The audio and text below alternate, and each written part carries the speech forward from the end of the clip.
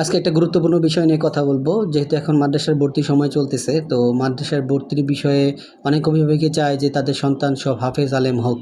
তো ভাই, সব সন্তান চাইলেও তো হাফেজ আলেম হবে না।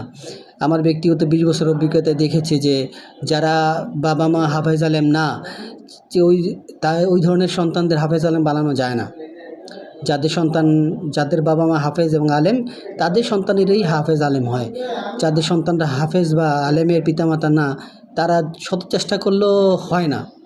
অর্ধেক রাস্তা থেকে বা শেষ সময়ে গিয়ে তাদের পড়াশোনাটা নষ্ট হয়ে যায়, তাদের ক্যারিয়ারটা, জীবনটা নষ্ট হয়ে যায়। তাই ভাই, আপনারা অবশ্যই সন্তানের ভবিষ্যৎটা নষ্ট না করে চিন্তা ভাবনা করে ডিসিশন নেবেন। যদি হাফেজ আলেম বানাতে চান, তো বিষয়টা অনেক কঠিন। যদি আপনার সন্তানের বাবা মা হাফেজ আলেম না হয়, খুবই কঠিন। তো ভাই, আবেগ দিয়ে তো আর হয় না, বাস্তবতা আপনাকে চিন্তা করতে হবে।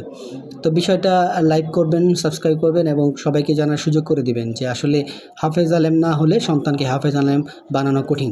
আমার ব্যক্তিগত পর্যবেক্ষণে দেখা যে অনেক বাচ্চা অনেক দূর আগাইছে, কিন্তু সেটা নিতে পারে না। অনেকে হাফেজ হওয়ার পরেও সে ভুলে যায়, সে ব্যবসার দিকে চলে যায়। কারণ ব্যবসায়ী সন্তান ব্যবসার দিকেই ভালো করে, শিক্ষকের সন্তান শিক্ষকতার দিকে ভালো করে, চিকিৎসকের সন্তান চিকিৎসক হলেই ভালো করে।